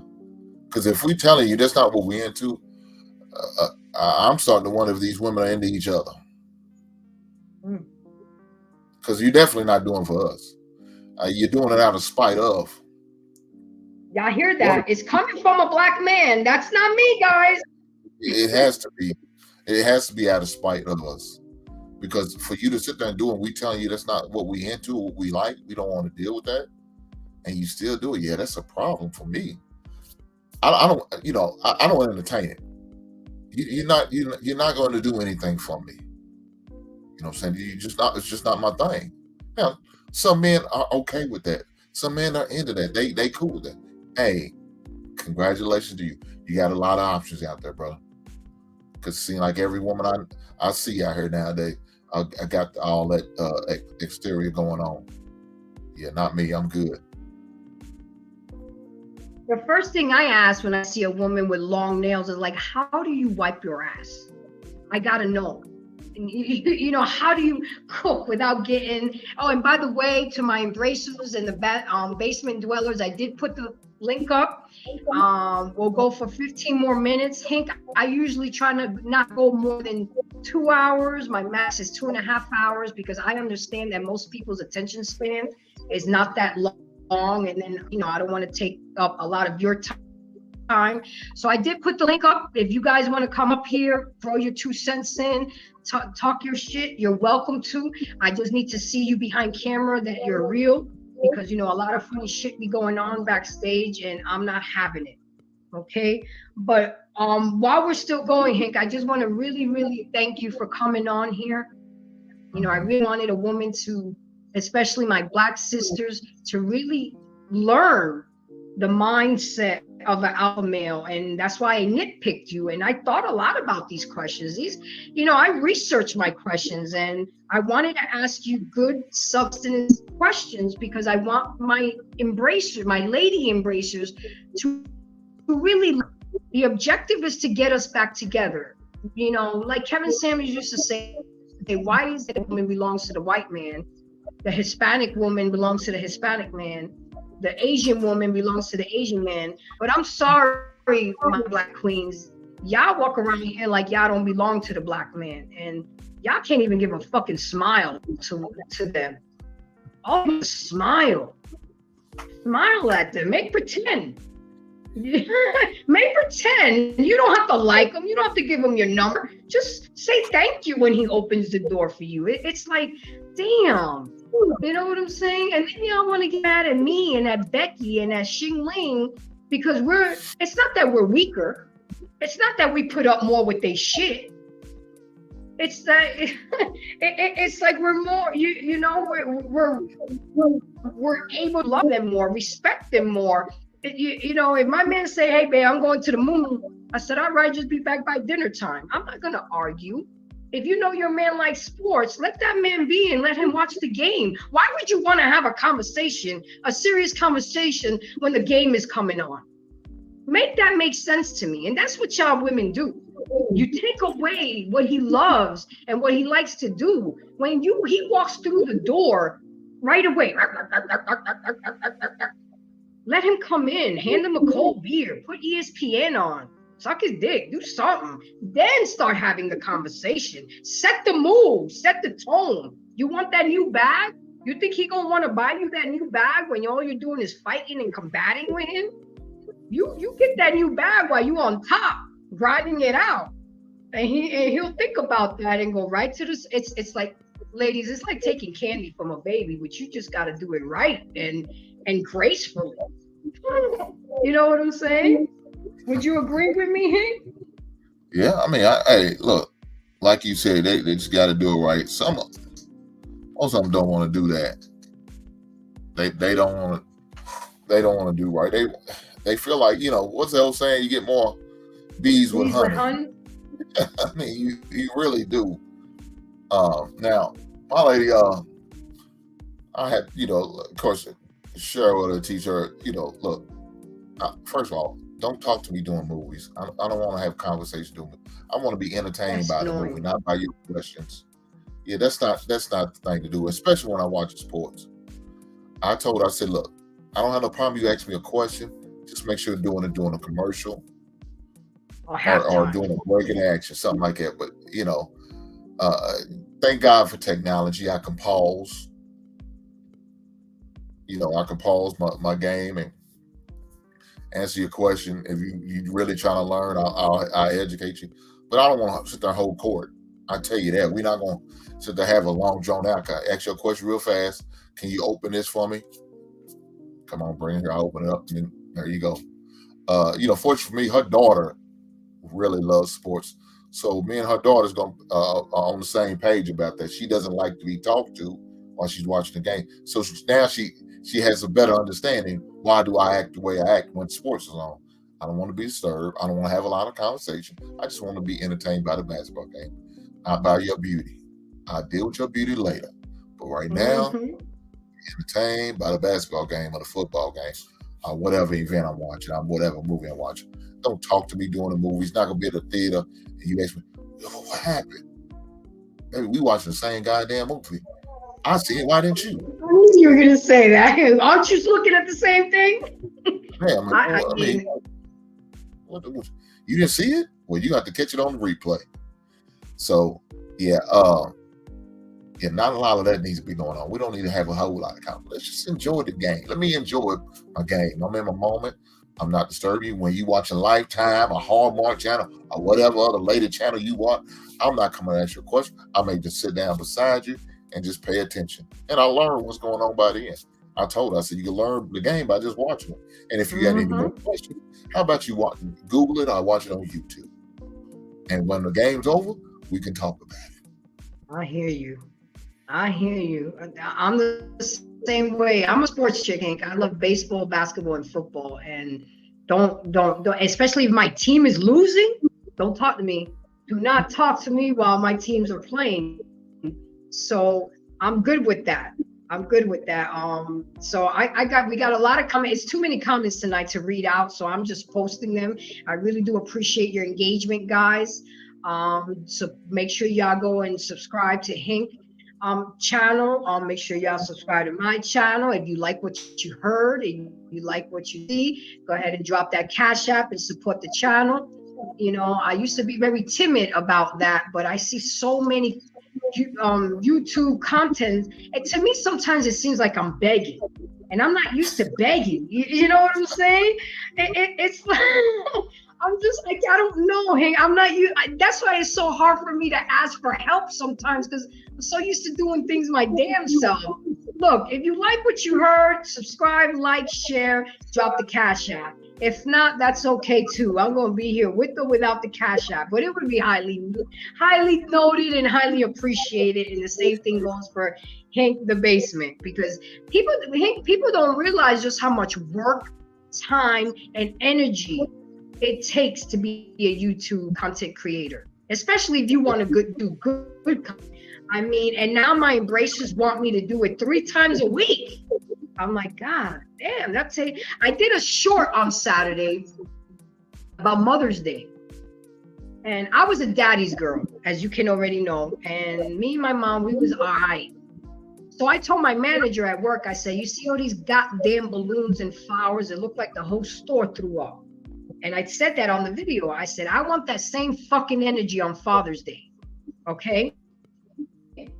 Is it that we don't give the same energy to fathers? And then I challenged my lady embracers, stop with the lame ass gifts, fucking socks and underwears and ties. If you know, like you see all the things you love in your background, go to Amazon and your woman should buy you something like that, things that you're into. That's what I said on the show. If your man is into cigars, go spend the money, drop $200-300 and buy him a good cigar, humidifier.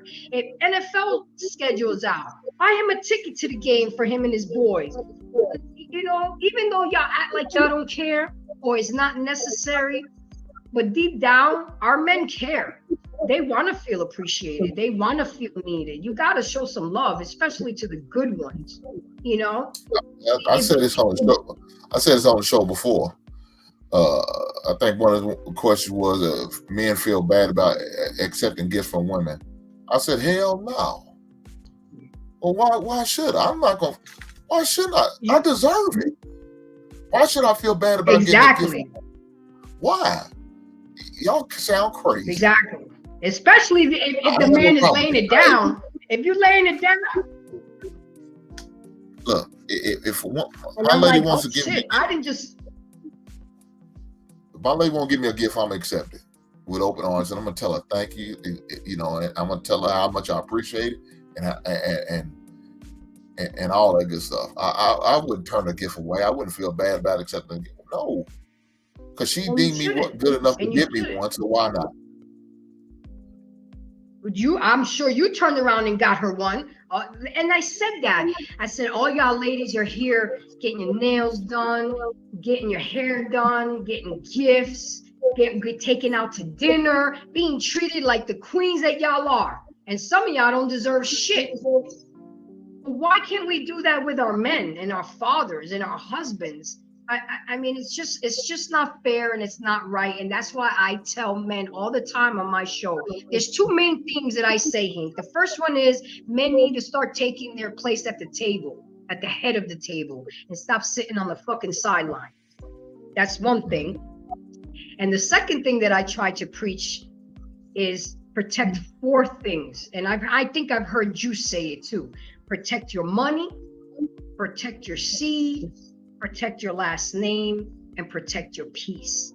That's important. Those four things are the most important thing that a man can protect. And I preach that to my son all the time. Don't make no woman no single woman. You better be married before you have a kid. But you know what? These kids see, well, you could still have a kid and not be married. You could still be a parent and not be married. See, because that's what they're used to seeing. So many single parent households, so much bullshit. And we're teaching them the wrong way, because obviously it worked back then, because we wouldn't be so bad off right now like we are right now. These kids are lost in the fucking sauce, Hank. Some of them are so far gone that there's nothing that we can do for them to save them. But and everybody's not fit to be saved, so we can only save those that want to be saved. And it is what it is. All right, well, we're getting close to that time, so we're gonna go ahead and close out. Go ahead and give me your final box. Just wrap this up in a nice box with a cute bow. At the end of the day, we have to say your final. Well, look, final things I like to share with on my show on a regular basis, man, that I'm encouraged, man, to do. And that's black men. Please protect yourself at all times. If you need to get in somebody's Zoom meeting or sit on somebody's couch to get your mental right, please do that. Get your blood work done. Make sure your A1C's in order. Diabetes and heart disease is the biggest killer amongst black men. So I need for you to do what you need to do to make sure that's all good. Make sure you make your doctor visits. Make a doctor visit. Guys, a man of older age, such as myself, man, go get your prostate and your colonoscopies. That's very important. I watched my grandfather die of colon cancer. It's not a pretty thing. And these are some preventative maintenance that could be taken care of early if they're detected. So, black men, if y'all want to one day rule the world with me, because that's what I'm planning on doing one day, I would love to see y'all right beside me ruling this world like we're going to do. I'm all for nepotism. My son's going to be the next ruler after I'm dead and gone. And his son's going to be the next ruler after he's dead and gone. So I'm all for it. But in order for us to be here, we got to make sure our mind and our body is healthy and right where it needs to be. Make sure our mental's in the right place. Make sure our physical's in the right place. So do what you got to do, black man, so we can do this together. And where can we find you, Hank? Appreciate you. I appreciate you for allowing me to hang out with you tonight with your embraces. You can find me in the basement. I dropped the link in the chat, but that's where you can find me. Like I said, Mondays at 7 p.m. We're going to talk about some sports. We're going to have a good time, talk that shit. You know how we used to do in the barbershop. Well, we're going to do the same thing in the basement, baby. Come over and break bread with me. But on Wednesday, we're going to have that good man talk. Wednesday, I'm going to have a show. I'm not going to really have a show because I had this show, so I didn't want to do too much. But I'm just going to react to some videos and some clips I've seen on social media. So, man, if you want to come over and kick it with me sometime, then let's do it. We're going to have fun with it. And just hear your perspective, hear your opinions, hear how you feel, hear what you're thinking. That's how we do in the basement. And yeah, I see you on the network. You're odd and with Precious. Okay. Yeah. I hang out there too. Well, matter of fact, tonight. Okay. Well, tonight I'm gonna be on King's Talk at 10:30. So we're gonna go do my thing over there for a bit. So it's all good. I just want to get out here, just have fun, man. Educate brothers.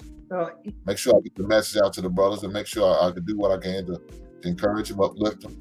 You know what I'm saying? Share the word. That's about it. That's all I'm trying to do. And hopefully, in the meantime, some of these crumbs fall off the table.